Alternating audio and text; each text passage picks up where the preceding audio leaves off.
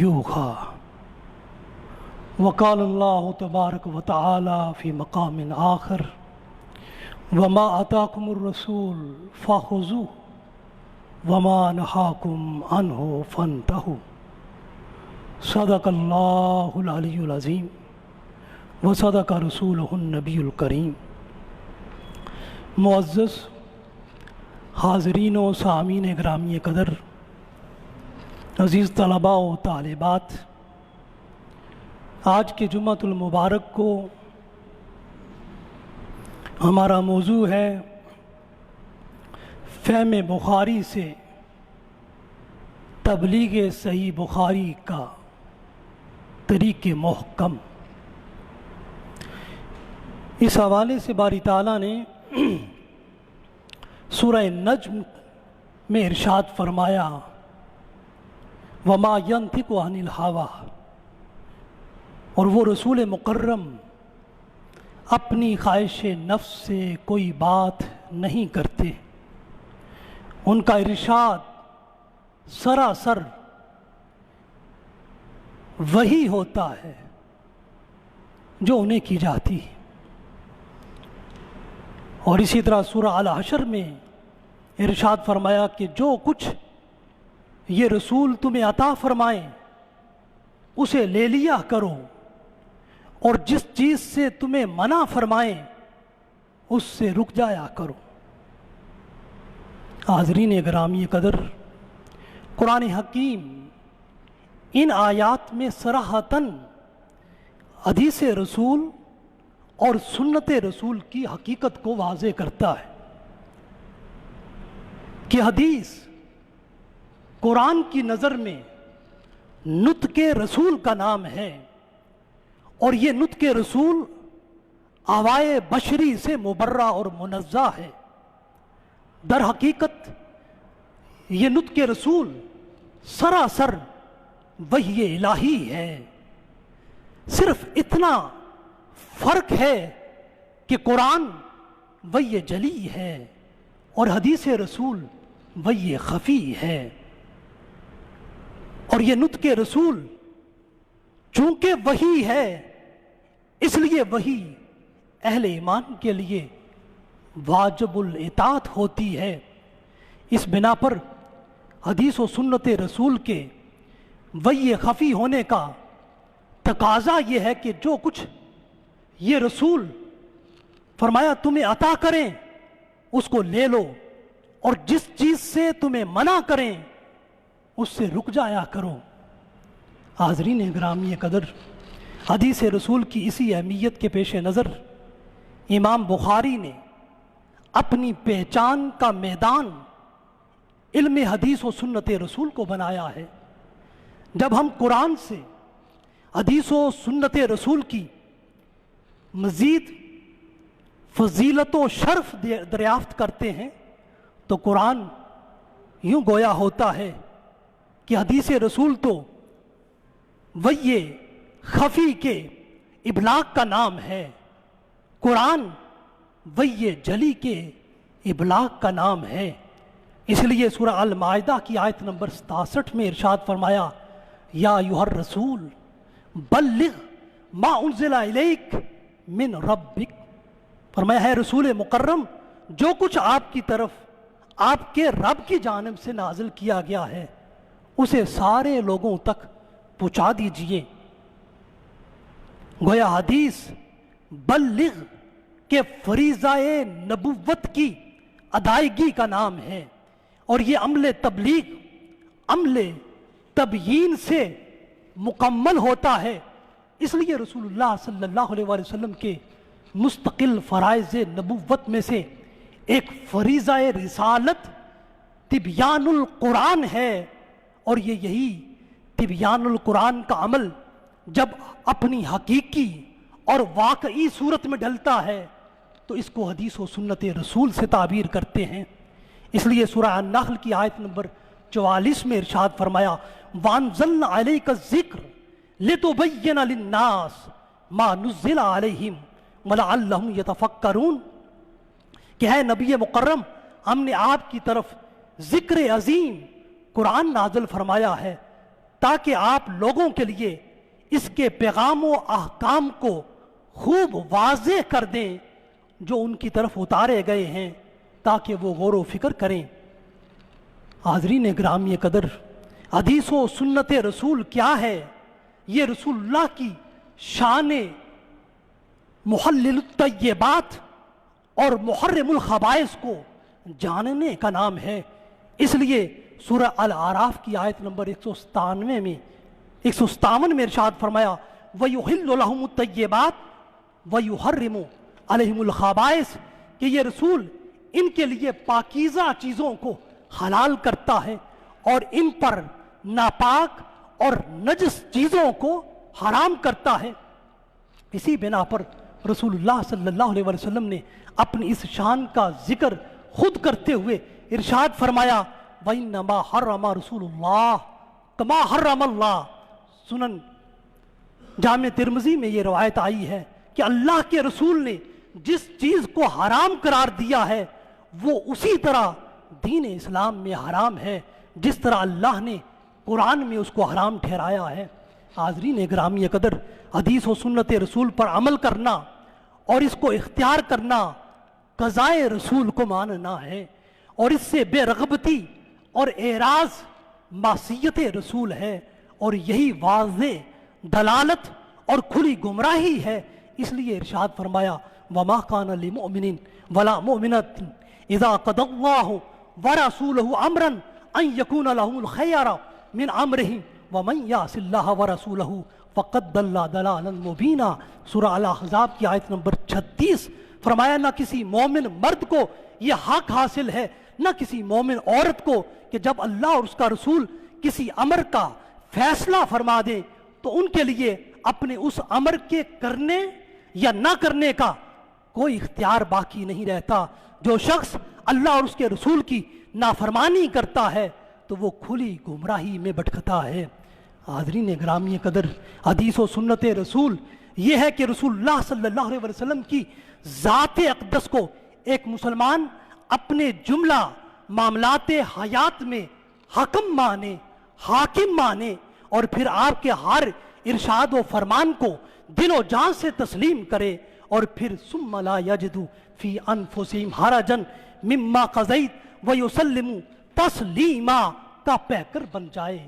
حدیث و سنت رسول یہ ہے کہ ایک مسلمان کی کتاب حیات کا آغاز اور اس کی کتاب کا اختتام رسول اللہ صلی اللہ علیہ وسلم کی سیرت سے ہو، اس کی کتاب زیست کے باب اول سے باب آخر تک ہر صفحے میں، ہر سطر میں، ہر حرف میں، ہر نقطے میں سیرت رسول صلی اللہ علیہ وسلم کی جھلکیاں نمایاں ہوں۔ ایک مسلمان کی کتاب سیرت، سیرت مصطفیٰ صلی اللہ علیہ وسلم کے اقتباسات کی گواہی اور شہادت دیتی ہوئی نظر آئے۔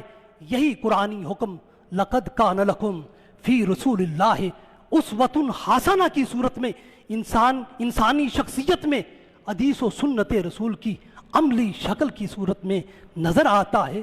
حدیث و سنت رسول یہ ہے کہ ایک مسلمان کا تعلق اپنے نبی کے ساتھ فآمنوا الرسول واتبعوا الرسول کا ہو، جس کی طرف قرآن یوں اشارہ کرتا ہے فآمنوا باللہ ورسولہ النبی الامی الذی یؤمن باللہ وکلماتہ واتبعوہ۔ حدیث و سنت رسول کا ایک مسلمان کی زندگی میں تقاضا یہ ہے کہ وہ رسول اللہ کا مطیع ہو اور آپ کے اقوال، آپ کے افعال، آپ کے احوال کو اپنانے والا ہو، سراپا پیکر اطاعت ہو، آپ کے ہر حکم کو ماننا اس کا ایمان ہو۔ یہی اطاعت رسول اس کو ہدایت الہیہ کا عظیم مسافر بناتی ہے۔ ایک مسلمان کی حیات اسی اطاعت رسول سے مشخص اور ممیز ہوتی ہے جسے قرآن یوں بیان کرتا ہے یا ایھا الذین آمنوا اطیعوا اللہ و اطیعوا الرسول. حدیث و سنت رسول کا پیغام مسلسل اور مستقل مزاجی کے ساتھ اطاعت رسول میں ڈھلنا ہے. اس لیے قرآن بار بار اس سب کے حیات کو ایک مسلمان کے ذہن میں مختلف انداز میں اور مختلف اسالیب میں تر و تازہ کرتا ہے. کبھی قرآن کہتا ہے اطیعوا اللہ ورسولہ، کبھی قرآن یوں مخاطب ہوتا ہے اطیعوا اللہ و اطیعوا الرسول. کبھی عمل تذکیر قرآن یوں کرتا ہے ومن یطع اللہ ورسولہ، اور کبھی اس اطاعت میں ہدایت کی ضمانت قرآن یوں دیتا ہے وَإِن تُطِیعُوهُ تَہْتَدُوا، فرمائے اس رسول کی اطاعت کرو ہدایت پا جاؤ گے.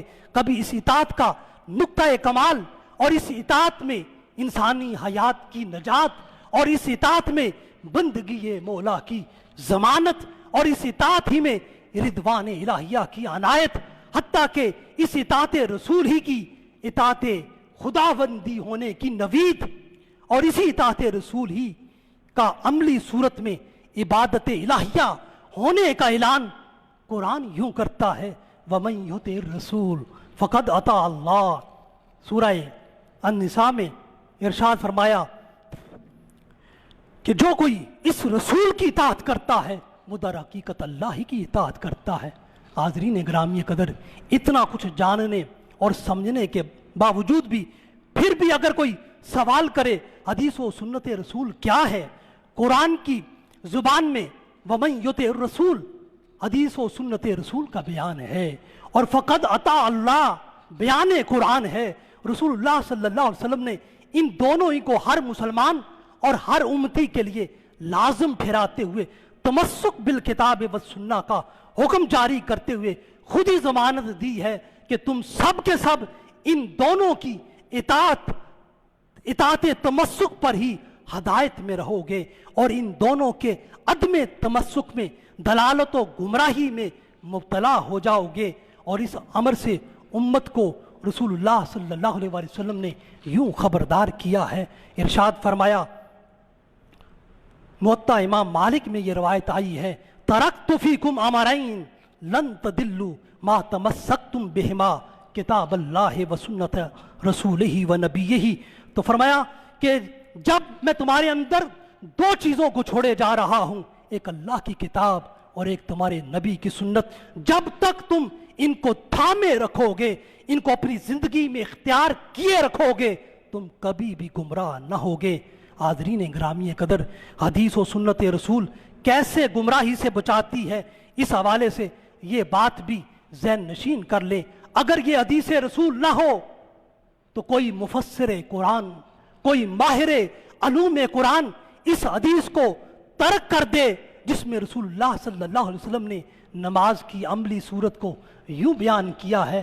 فرمایا نماز کیسے پڑھنی ہے، صلو کما رأیتمونی اصلی، مجھے دیکھتے چلے جاؤ جیسے میں نماز پڑھوں ویسے ہی تم نماز پڑھو.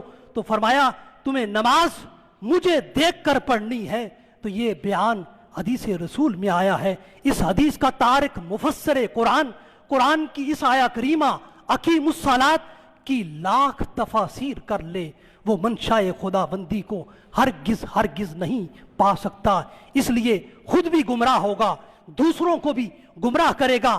اور اسی طرح اگر رسول اللہ صلی اللہ علیہ وسلم کا یہ ارشاد گرامی خذو انی مناسککم، یہ حدیث مبارکہ حج کے مناسک کو بیان کرتی ہے، اگر یہ حدیث نہ ہو تو کوئی مفسر قرآن مناسک حج کی حقیقت کو نہیں جان سکتا، اور نہ ہی اس آیت میں وحج البیت من استطاع الیہ سبیلا میں حج کی ادائیگی کے طریقوں کو منشاء ایزدی کے مطابق پا سکتا ہے.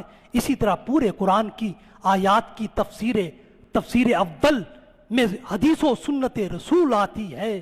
اگر قرآن کی تفسیر اول اور مفسر اول رسول اللہ صلی اللہ علیہ وسلم کی ذات سے تعلق و ربط حدیث و سنت کے بغیر ہو تو کوئی مفسر اللہ کی مراد اور منشا کو نہیں پا سکے گا.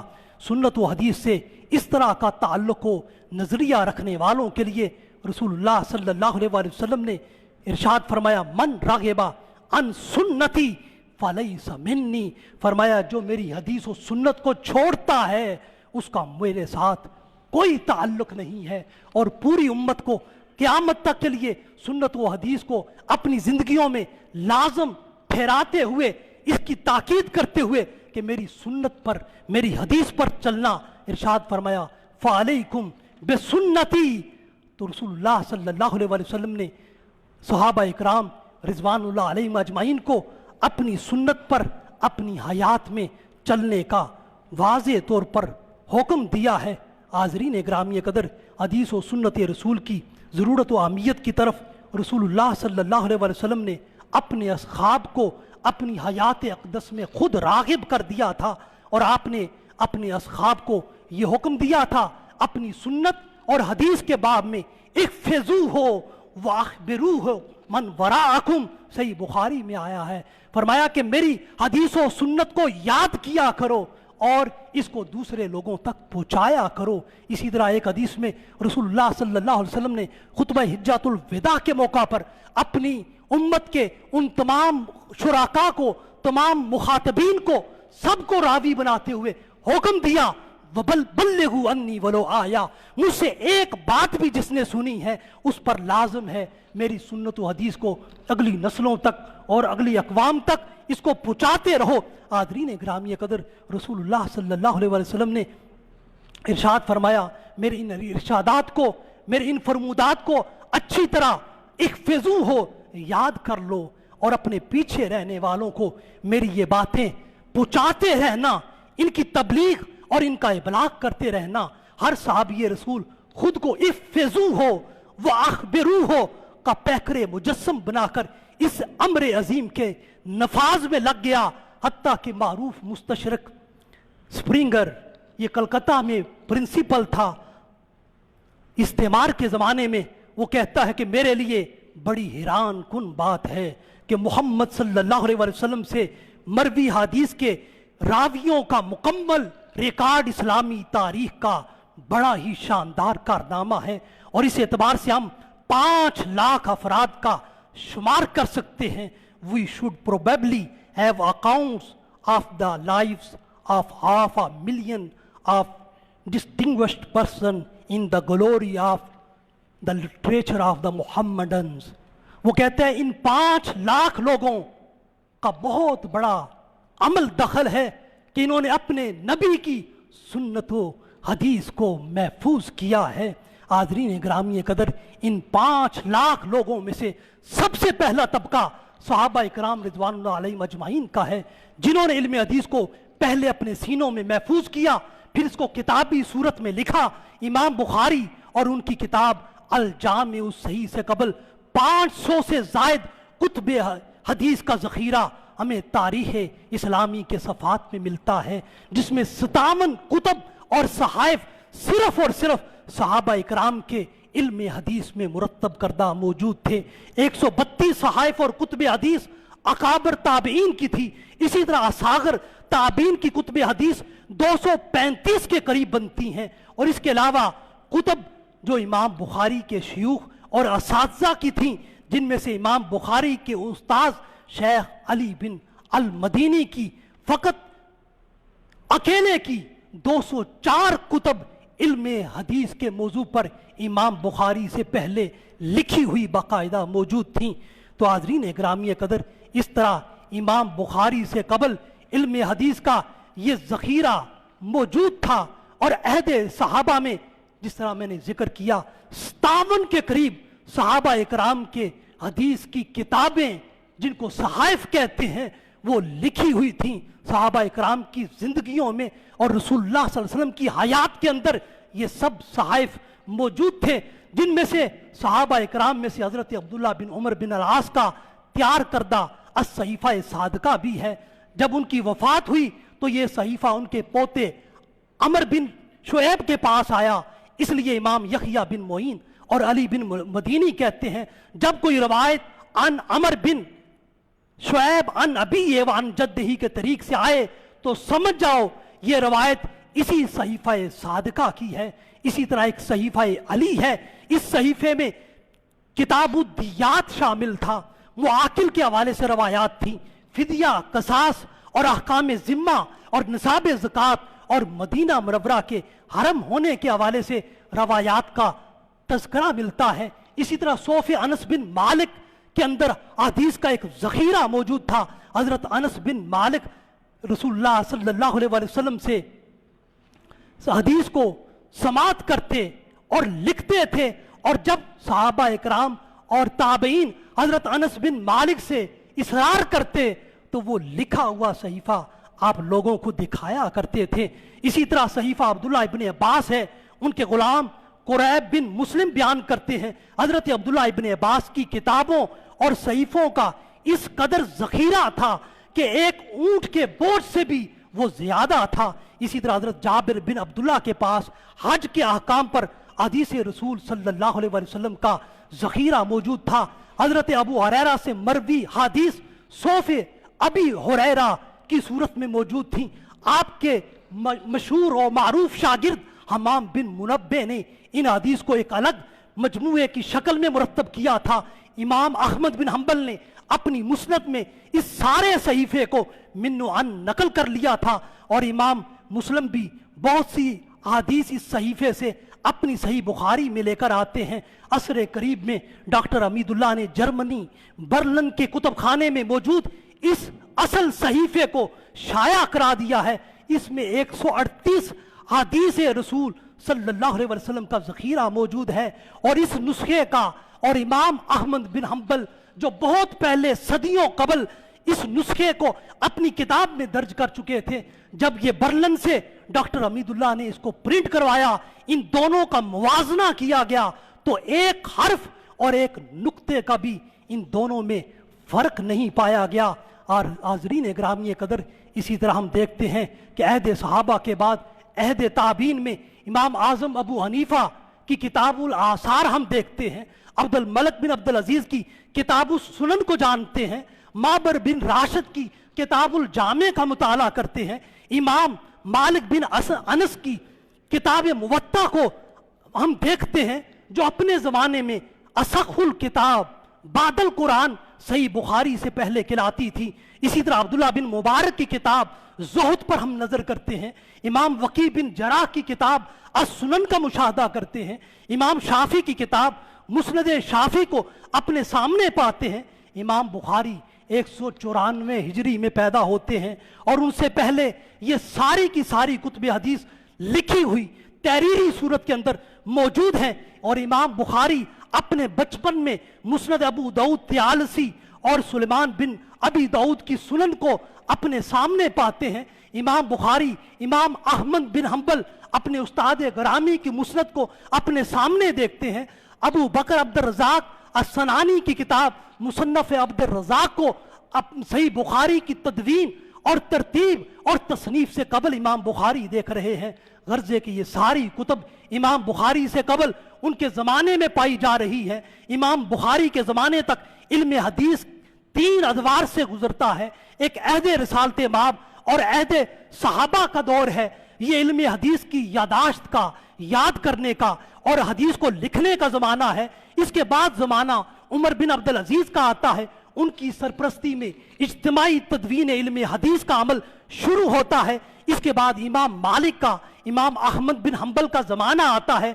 ये इल्म हदीस की तसनीफ का और तरतीब का ज़माना था। जब इमाम बुखारी का ज़हूर होता है, ये ज़माना इल्म हदीस की तहजीब और तनकी का और इल्म हदीस के इंतखाब का ज़माना था। हाज़रीन ग्रामी कदर, इसी अहद इंतखाब की गवाही और शहादत देते हुए इमाम बुखारी फरमाते हैं, कुन्ना इंदा इसहाक बिन रावे फ़क़ाल लो जमाअतुम किताबन मुख्तसरन ले सही सुन्नत नबी सल्लल्लाहु अलैहि वसल्लम। फरमाते हैं, हम एक रोज़ अपने शेख इसहाक बिन रावे की मजलिसे दर्स में शरीक थे। आपने फरमाया तमाम अपने तलामजा और शागिर्दों को मुखातब करते हुए, काश तुम में से कोई इस दौर के अंदर अहदीस सैया का एक मुख्तसर मजमुआ जमा कर दे। इमाम बुखारी कहते हैं, मैंने अपने शेख अपने उस्ताद की ये बात सुनी, वक़ा ज़ालिका फ़ी क़ल्बी, ये बात मेरे दिल में जम गई कि ये काम میں ہر صورت میں کر کے رہوں گا۔ فرماتے ہیں کہ میں نے اپنی کتاب میں اپنے استاذ کی اسی تلقین کی بنا پر حدیث صحیحہ کو جمع کرنے کا عزم مصمم کیا، اور آپ نے صحیح بخاری کی تصنیف کا آغاز حرم پاک میں بیت اللہ کے سائے میں کیا، اور روضہ رسول اور منبر رسول کے درمیان ریاض الجنہ میں بیٹھ کر صحیح بخاری کو مکمل کیا۔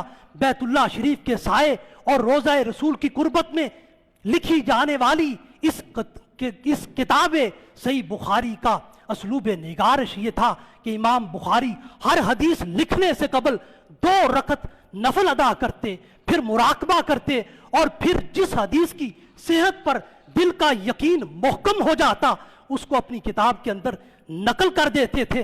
حاضرین گرامی قدر، اسی طرح امام بخاری نے اپنی اس کتاب کے عنوانات جن کو تراجم الابواب کا نام دیا جاتا ہے، یہ تراجم الابواب امام بخاری نے گنبد خضرا کے سائے میں قلم بند کیے ہیں۔ امام بخاری نے 16 سال کی طویل اور مسلسل محنت کے بعد صحیح بخاری کو رقم کیا ہے، اور امام بخاری کی اس کتاب کو امت نے یہ شرف دیا ہے کہ اصح الکتب بعد القرآن، اس کو قرار دیا ہے کہ قرآن کے بعد صحیح ترین کتاب امام بخاری کی علم حدیث کی، رسول اللہ صلی اللہ علیہ وسلم کے ارشادات کی یہ کتاب ہے۔ اور امام بخاری کی کتاب سے قبل یہ لقب امام مالک کی کتاب الموطا کو دیا جاتا تھا۔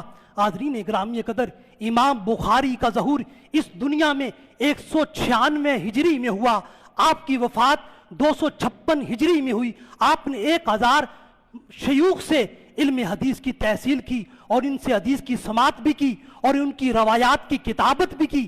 امام بخاری نے اپنی جامع کو 6 لاکھ حدیث سے منتخب کیا ہے۔ صحیح بخاری میں حدیث کی تعداد 7397 مقررات کے ساتھ ہے۔ اس میں معلقات بھی ہیں، متتابعات بھی ہیں، اور ایک حدیث کو امام بخاری نے بسا اوقات اپنی کتاب میں 20 سے 21 مرتبہ 22 مرتبہ تک بھی مقرر اور دوبارہ اس کو لائے ہیں اخذ و استنباط کرنے کے لیے۔ اگر ہم ان مقررات کو حذف کر دیں تو پھر مسند اور متصل حدیث کی تعداد 2761 بنتی ہے۔ یہ متون موصولہ کا عدد ہے۔ اگر اس میں آثار کو اور آثار صحابہ کو، آثار تابعین کو شامل کر لیں تو پھر صحیح بخاری کی تعداد جو مقررات ہیں ان کو چھوڑ کر 4000 حدیث تک جو رہ جاتی ہے۔ تو اس طرح حضرت امام بخاری خود فرماتے ہیں کہ میں نے یہ صحیح بخاری 1 لاکھ احادیث جو مجھے یاد تھیں اس میں سے اس کو میں نے مرتب کیا ہے، اور فرماتے ہیں ما ادخلت فی الجامع الا ما صح، اس کتاب الجامع الصحیح میں نے حدیث صحیح کے علاوہ کوئی اور حدیث نہیں لکھی ہے۔ ما وضعت فی کتابی الا ما صح وترکت من الصحاح مخافۃ الطول، فرماتے ہیں کہ میں نے اپنی اس کتاب کے اندر فقط اور فقط حدیث صحیح کو لکھا ہے، اور بھی بہت ساری حدیث صحیحہ موجود تھیں، لیکن کتاب میں چونکہ طوالت کا اور اس کے لمبا ہونے کا خدشہ اور خطرہ تھا، اس لیے بہت ساری حدیث صحیحہ کو میں نے چھوڑ دیا ہے۔ امام بخاری نے اپنی اس کتاب کا نام الجامع الصحیح المسند المختصر من امور رسول اللہ و سنن ایامہ ہی رکھا ہے۔ حاضرین گرامی قدر، صحیح بخاری کی وہ حدیث جو اعلیٰ اسانید رکھتی ہیں ان کو علم حدیث کی اصطلاح میں ثلاثیات سے تعبیر کیا جاتا ہے۔ یہ حدیث امام بخاری سے رسول اللہ صلی اللہ علیہ وسلم کی ذات اقدس تک 3 درمیانی واسطوں سے پہنچ جاتی ہیں۔ ان حدیث کی تعداد صحیح بخاری میں 22 کی آتی ہے، اور اب مقررات کے بعد ان کی تعداد 16 ہو جاتی ہے۔ صحیح بخاری کی تکمیل کے بعد امام بخاری نے اپنی اس کتاب کو اپنے زمانے کے مسلم علم حدیث کے شیوخ و اساتذہ کے سامنے پیش کیا، اور ان سے اس کتاب حدیث کی صحت کی تصدیق کرائی۔ جس حدیث کے بارے میں انہوں نے کلام کیا، آپ نے اس حدیث کو اپنی کتاب کے اندر جمع نہیں کیا، اور اپنی ذات کے علاوہ علم صحت حدیث پر ان کی ذات پر بھی اعتماد کیا ہے۔ وہ اساتذہ امام بخاری کے امام احمد بن حنبل کی ذات ہے، یحییٰ بن معین کی ذات ہے، علی بن مدینی کی ذات ہے۔ ان پر امام بخاری نے اپنی اس کتاب کو پیش کیا ہے۔ आदरीन ग्रामी कदर, इमाम बुखारी तक इल्म हदीस का ये सिलसिला पहुँचते पहुँचते 200 साल का ज़माना गुजर गया था। इसलिए ज़रूरत ये थी कि आइमा की तरह इमाम बुखारी भी हदीस की सनद की तहकीक व तफ्तीश करते।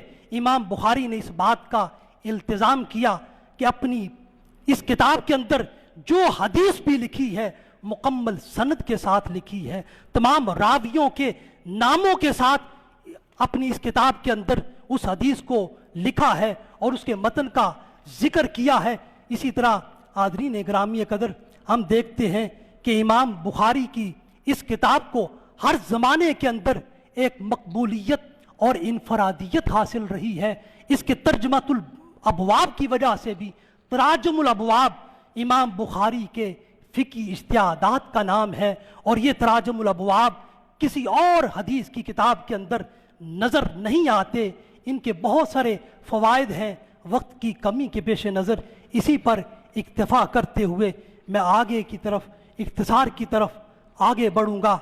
इमाम बुखारी ने अपनी किताब का आगाज़ और इख्तिताम भी मुनफरद तरीके से किया है। ये असलूब भी सिर्फ इमाम बुखारी के यहाँ पाया जाता है। इमाम बुखारी ने अपनी किताब का आगाज़ कैफ़ कान बदउल वही इला रसूलिल्लाह सल्लल्लाहु अलैहि वसल्लम से किया है, जबकि इमाम मुस्लिम ने किताबुल ईमान से, इमाम अबू दाऊद, इमाम तिरमिज़ी, इमाम निसाई, इमाम इब्ने माजा ने अपनी किताबों का आगाज़ किताबुत तहारत से किया है, जबकि इमाम मालिक ने किताब औकात सलात से अपनी किताब का आगाज़ किया है। इससे इमाम बुखारी ने कैफ़ कान बदउल वही से आगाज़ क्यों किया है, इसकी दो वजह हो सकती हैं। एक ये कि इमाम बुखारी इस अंदाज से उम्मत को ये पैगाम देना चाहते हैं कि इस हदीस का मुकाम रसूलुल्लाह सल्लल्लाहु अलैहि वसल्लम के इन फरमूदात का मुकाम शरीयत इस्लामी में वही का है। इनको वही समझना, वाजिबुल इताअत समझना, वाजिबुल अमल समझना। और दूसरा पैगाम ये देना चाहते हैं कि वे हदीस के साथ रग़बत व ताल्लुक़ कायम करने से पहले उस ज़ात के साथ रग़बत व ताल्लुक़ कायम करना जो ज़ात मंबा है, सरचश्मा है इस महबत इलाहिया का, इस कलाम इलाहिया का, इसके साथ अपने ताल्लुक़ को कायम व मजबूत करना। और नतीजा ये होगा तुम कभी भी गुमराह नहीं होगे। अगर तुम सुन्नत रसूल को और कुरान को अपनी ज़िंदगी में इख्तियार करते रहोगे तो कभी भी गुमराह ना होगे। आदरीन ग्रामी कदर, मैं खुलासा कलाम की तरफ बढ़ता हूँ। कुरान ने अपने नज़ूल के साथ ऐलान कर दिया कि इसकी जुमला तालीमात ला रैब हैं। क़यामत तक कोई सलीमुल फितरत शख्स इनमें किसी भी नौ का शक व शुबा तलाश न करे। कुरान की इस ला रैब खुसूसियत की हिफाजत के लिए बारी ताला ने ये हुक्म नाजिल किया, इन्ना नहनु नज़्ज़लना ज़िक्रा व इन्ना लहू लहाफ़िज़ून। इस्लाम का दुश्मन अपनी अदावत की आग में जलता रहा, इस्लाम पर मुख्तलिफ महाजों पर हमला आवर होता रहा, मैदान हरब में बेदर पे शिकस्त से दो चार होता रहा, सारी दुनियावी तदबीरें नाकाम व खासिर होती रहीं। दुश्मन गहरे तफक्कुर व तदब्बर के बाद इस नतीजे पर पहुंचा कि इस्लाम की जुमला तालीमात को ला रैब से रैब की तरफ, शक की तरफ लाना होगा। और इनके वजूदों में मौजूद ईमानी जज्बा जो रूए मोहम्मद है, जिसे इकबाल कहता है ये फाका कश जो मौत से डरता नहीं, रूए मोहम्मद इसके बदन से निकाल दो। इस रूए मोहम्मद को इनके वजूदों से ख़त्म करना होगा, तब मुसलमान को गिराना और इसको शिकस्त देना आसान होगा। दुश्मन ने इस हवाले से कुरान में लफ्जी तहरीफ की हजार हा काविशें की, मगर इन्ना नहनु नज़्ज़लना ज़िक्रा व इन्ना लहू लहाफ़िज़ून के रुबानी और खुदाई पहरों की वजह से दुश्मन नाकाम रहा। फिर मानवी तहरीफात के मैदान में आया, नाकामी का उसने मुंह देखा। फिर अपनी जदीद तहकीक के नाम पर रैब के निश्तर लेकर उम्मत पर हमला आवर हो गया। हदीस के बाब में ये रैब और शक ज़हन मुस्लिम में पैदा किया कि इस तबका मुस्तशरिकीन ने हदीस नबवी की हसीयत को मशकूक करार दिया, हदीस के लिटरेचर को बाद के ज़मानों की पैदावार ठहराया। इस बिना पर हदीस और सुन्नत को दीनी माखज़ के तनाज़र में नाकाबिले एतबार गर्दाना और अकली बुनियादों पर जो शकूक पैदा कर सकता था दुश्मन ने पैदा किया। अपनी अदावत के पर्दों में कभी कभी वो इतराफ़ हकीकत करने पर भी मुतवज्जे हो जाते हैं और उसका इजहार कर देते हैं। इस हवाले से हम देखते हैं कि स्प्रिंगर जो मुस्तशरिक है वो कहता है कि मेरे लिए बड़ी हैरत और इस्तेजाब की बात है कि 5 लाख लोगों ने रसूलुल्लाह सल्लल्लाहु अलैहि वसल्लम की हदीस को महफूज किया है और ये अपने ज़माने के बड़े ही मुमताज़ और मुनफरिद लोग थे। उन 5 लाख लोगों में इमाम बुखारी का नाम आता है। उनकी ज़ात इस उम्मत मुस्लिमा पर अल्लाह का एहसान अजीम है, जिन्होंने तमाम आदाए इस्लाम के तमाम तर एतराज़ात को और शुबहात को एक काते असीयत में ख़त्म कर दिया है, अपने वजूद से एक मुस्कित जवाब दिया है। और मुस्तशरिकीन के 2 ही एतराज़ थे कि 2-250 साल के बाद हदीस को याद रखना ये कैसे मुमकिन है, इतना तवील अरसा गुजर जाने के बाद हदीस को कैसे याद रखा जा सकता है। इमाम बुखारी ने अपने अमल से इसका जवाब उनको दे दिया। जब आप इराक में गए, बगदाद में गए, आपके सामने अहले इराक ने आपका इम्तिहान लिया, आपकी यादाश्त का 100 हदीस, उनके मतून, उनकी असानीद को खलत मलत करके गड़बड़ करके उनके सामने पेश किया गया। इमाम बुखारी हर हदीस पर कहते रहे ला आलमो ला आलमो। जब सारे बयान कर चुके फिर इमाम बुखारी खड़े हुए, हर हदीस का मतन भी पढ़ा, उसकी सनद भी पढ़ी। उस मजलिस के हर एक शख्स ने इमाम बुखारी की इल्मी अजमत का एतराफ़ किया। इसी तरह इमाम बुखारी बचपन में ही हजरत अब्दुल्ला बिन मुबारक की और वकी बिन जराह की किताबों को, सारी किताबों को अपने सीने में महफूज किए हुए थे। इसी तरह समरकंद में 400 मुहद्दिसीन ने इमाम बुखारी के हाफजे का इम्तिहान लिया और असानीद को बदल दिया गया। शामी, मिस्री और इराकी रावियों को आपस में गड़मड़ कर दिया गया। इमाम बुखारी ने 9 दिन तक उनको जवाब देकर मुतमईन किया। 9 दिन तक ये आपकी मजलिस होती रही और इमाम बुखारी के कुव्वत हाफजा को वो तस्लीम करते हैं। तो आदरीन ग्रामी कदर, इमाम बुखारी तक ये मुसलमानों के कुव्वत हाफजा का आलम है। हर कोई रसूलुल्लाह सल्लल्लाहु अलैहि वसल्लम की हदीस को अपने सीने में महफूज किया हुआ है। इसी तरह किताबत की बात हम कर चुके कि सहाबा इकराम के 57 के करीब सहाइफ और कुतुब हदीस की मौजूद थी। और इसी तरह ताबीन की, तबे ताबीन की कुतुब हदीस इमाम बुखारी से पहले मौजूद थी। और इमाम बुखारी की सही बुखारी से कबल 500 कुतुब तहरीरी सूरत के अंदर मौजूद थी, जो आज कहते हैं कि हदीस 250 साल के बाद लिखी गई है। इसका मकसद सिर्फ और सिर्फ यह है कि एक मुसलमान के दिल के अंदर शकूक और शुबहात पैदा किया जाए और एक मुसलमान का अपने फिक्र और नजरिया पर एतमाद खत्म किया जाए। आदरीन ग्रामी कदर, इल्म हदीस का ये सारा यादाश्ती मवाद और तहरीरी मवाद इमाम बुखारी के सामने था, जिससे अल जामे उस सही लिल बुखारी मुरतब भी हुई, मुदव्वन भी हुई। हदीस रसूल के साथ हर दौर में मुसलमान का ताल्लुक बड़ा ही गहरा और बड़ा ही मजबूत और मुस्तहकम रहा है, क्योंकि हदीस रसूल उस ज़ात का पता देती है जिसका कलमा हमने पढ़ा है, जिसकी निस्बत हमारी पहचान और शनाख्त है, जिसका हवाला हमारी जिंदगी का कुल असासा है, जिसकी निस्बत हमारी उखरवी हयात की नजात का बायस है। और उस ज़ात को एक मुसलमान अपने दिलो दिमाग से, अपनी सोच व फिक्र से कैसे जुदा कर सकता है। तो इस एतबार से हदीस की यादाश्त और हिफ्ज़ और इसकी तहरीरी सूरत और इसकी किताबी सूरतें सारी की सारी हर दौर इस्लाम की शनाख्त रही हैं और हर अहद इस्लाम की पहचान रही हैं। बकौल इकबाल ऐसा ही होना चाहिए था। इसलिए दर दिले मुस्लिम मकाम मुस्तफ़ा अस्त, दर दिले मुस्लिम मकाम मुस्तफ़ा अस्त, आबरूए मा ज़ेनाम मुस्तफ़ा अस्त, आबरूए मा ज़ेनाम मुस्तफ़ा अस्त। वाखिर दावाना अल्हम्दुलिल्लाह।